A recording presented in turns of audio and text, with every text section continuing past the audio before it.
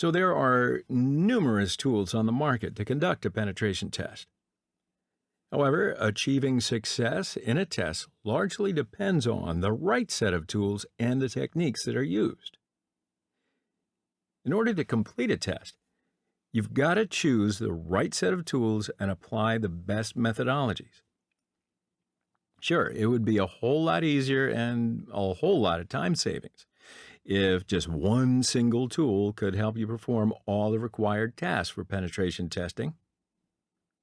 That's why when I think of the best tools for penetration testing, Metasploit framework is the one that first comes to mind. In the security marketplace, it's considered to be the most effective tool to conduct a penetration test today.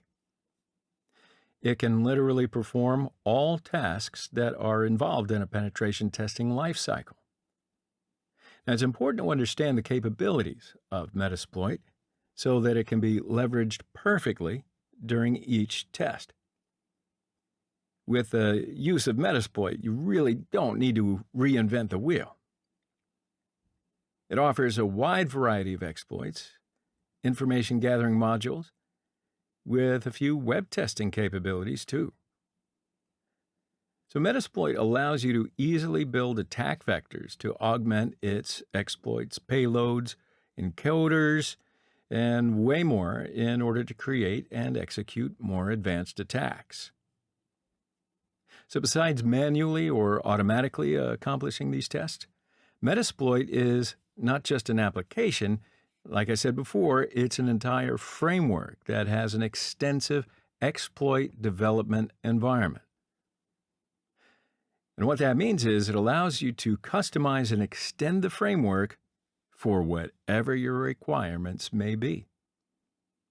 So no doubt you've seen that it's a very powerful tool for penetration testing. However, I want to warn you, it's not a magic tool that can help you hack into any target system. One of the goals of this course is to get you comfortable with the framework, show you some advanced attacks, and ensure that you can apply these techniques responsibly. Right? So in the next few hours, you will be talking about the Metasploit framework. Now, before we jump into the hacking, you should know why I prefer Metasploit among all the other tools out there. Thankfully, first up, it's an open source project. So, yeah, this is pretty much my main reason why I go with Metasploit. It's also actively developed. Metasploit allows you to reach the source code and customize the modules.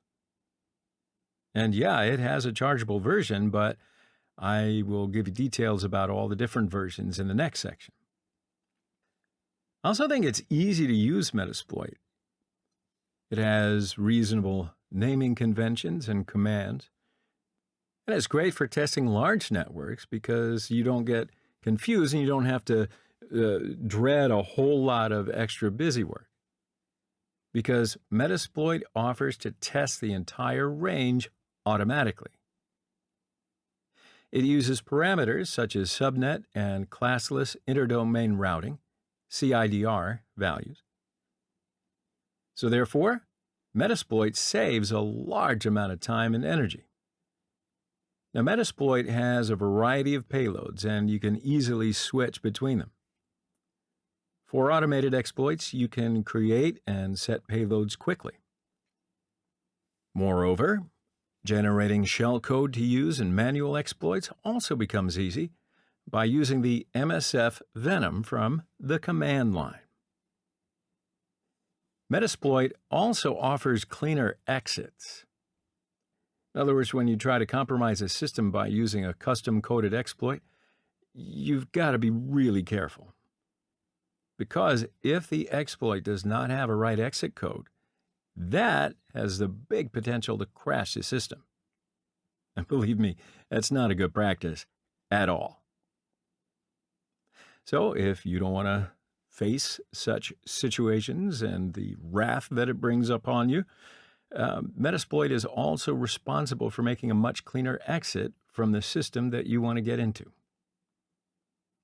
and luckily the graphical user interface. Yeah, the commercial and the community version of Metasploit has GUI, and you can perform most anything from there. So this brings up the question, what do you have for Metasploit framework? The answer is Armitage, which is a third-party interface.